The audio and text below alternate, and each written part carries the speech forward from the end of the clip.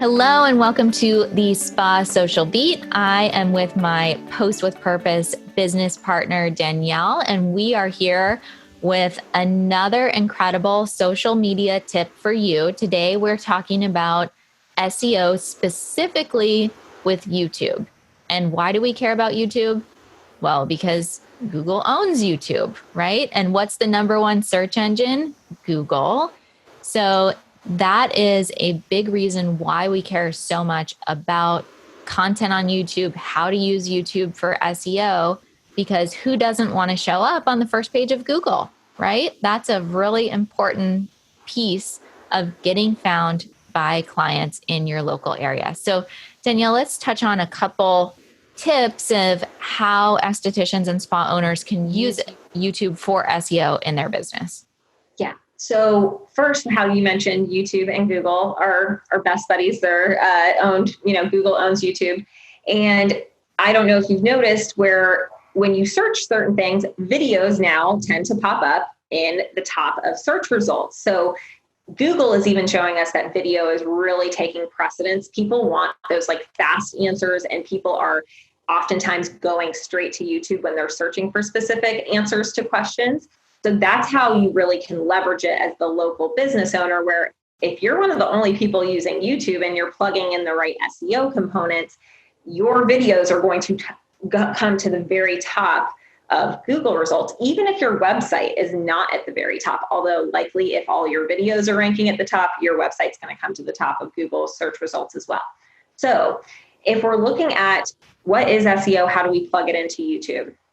SEO is basically trying to find the keywords that your ideal client is searching for when they're going to Google, trying to find, your services, that search-based intent. So I live in Jacksonville, Florida. If I'm a lash artist here, Jacksonville lash artist, Jacksonville lash extensions, whatever those keyword terms are that someone would be searching for to look for your specific services in your area.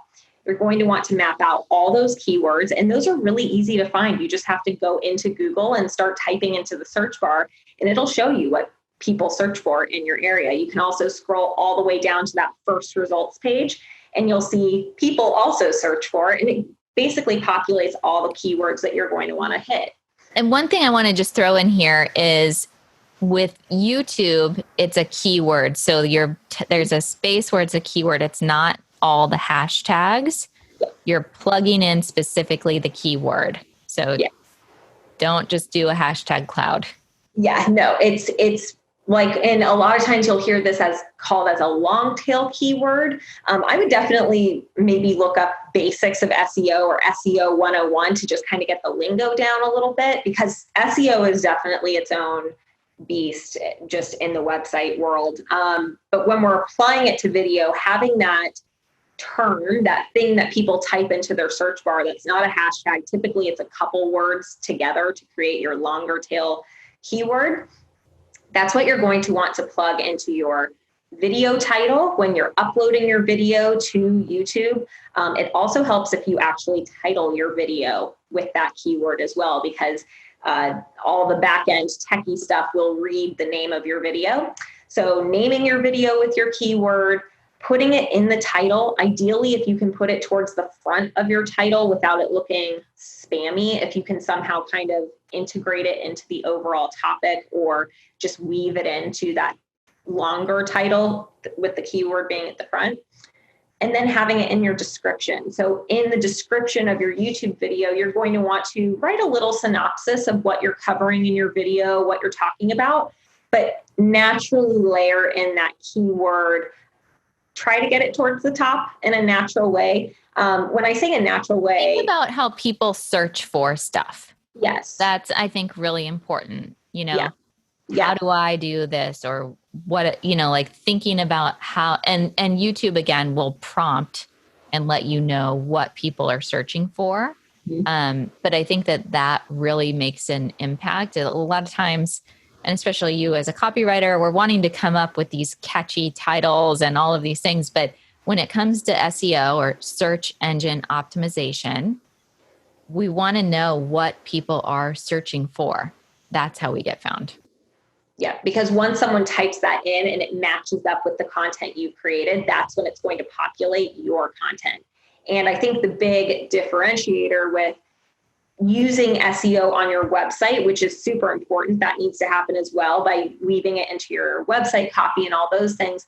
But if we're talking specifically about YouTube, a lot of local based businesses are not using YouTube in the most leveraged way. And it's because YouTube has a little bit of that. You have to know where to place those keywords. So even though you may have a local business that's using YouTube to share video content, if that keyword SEO strategy isn't part of it, their videos are still not going to populate in those searches. So that's where you really have to be mindful of plugging in the keywords, but doing it in a natural way and just kind of thinking, how would I search for something? Or how do my clients ask me things and how did they find me? That's kind of how you want to approach it. And I just have one more VIP tip for those of you who are really going all in with the social media. Do a Facebook Live, right? Mm-hmm. Download the video. You can upload that to YouTube. You can change the format of it, so it's an IGTV video. If it's something, now there is a time and place where you create content specific for the platform. But if you are answering a question or you're providing content that is something, the best way to care for summertime skin, something along those lines, it's very general.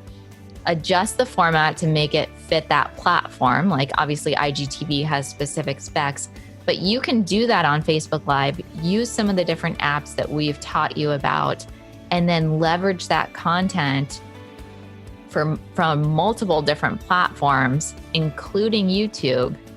So it's all about leveraging your time. You do something once and it gets used on many different platforms.